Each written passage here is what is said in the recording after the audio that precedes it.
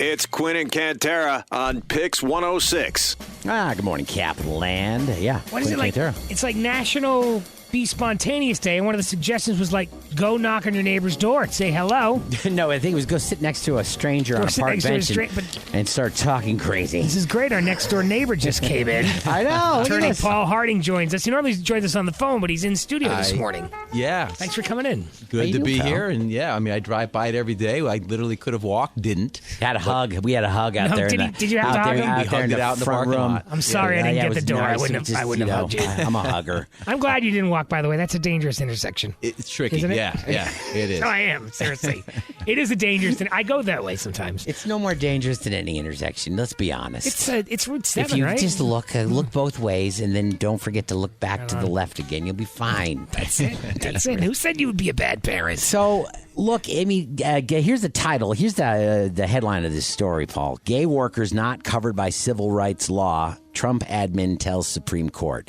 So I go and I'm reading this, and I'm, the age, that's a thing. Yep. Sex is a thing. I thought sex would include sexual orientation, but it doesn't. Is that the crux of what the Trump admin is trying to tell the Supreme Court here? Yeah, so as far as civil rights go? We're going back to Title VII of the Civil Rights Law that was passed in 1964. So we're just kind of heading back to something that was landmark back in the day.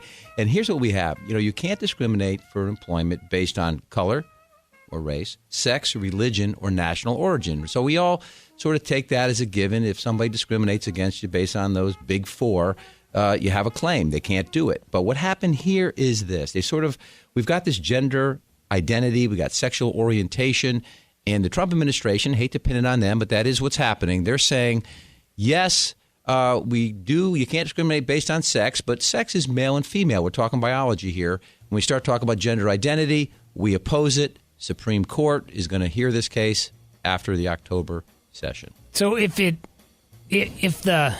case just stays the way it is, I mean, in New York, we have this law already in effect, right? New York would not look at this any differently than what maybe we perceived before we read this story, that your sexual identity and your sexual orientation would be protected. Mm-hmm. Yes. But this isn't going to encourage someone to go discriminate, is it? Well, you hate to think that would be open. I feel like it does. Could open up the door, and I think probably it has. So we got lower court decisions. So again, think of this. You got state court and you got federal court. Not to get too technical here, but there's two separate tracks. This is tracking to the federal court. That's the Supreme Court of the United States. If they come down and say that sexual orientation, sexual identity is not protected under the civil rights, then our law here in New York is not going to be valid. It'll trump our law. It does, yeah. Why on earth? I mean, you must be so hell-bent on your beliefs to throw this into the kettle, So the story starts out with a brief was filed. That's just, what's a brief? Just the idea of it, right? So a brief is filed where somebody was wronged. They brought a claim, and now you're going to have both sides of the aisle kind of trying to support their argument. So a brief, in this case, was filed by the Department of Justice, federal government, in opposition to this law. Now, we've got EEOC, which, again, is a federal agency, which is supporting this. So the showdown, as you like to think of the Supreme Court, the showdown is going to take place there, sometime later this year or early next year. It was like a gay skydiver or something, Something right? like that. Yeah. Yeah. I saw you left air. It sounded like you left age out of that, those big four of discrimination. Well, age is there. It didn't come about in the Title VII of 1964. Okay. Back then, they just knew old people. But you can't discriminate based on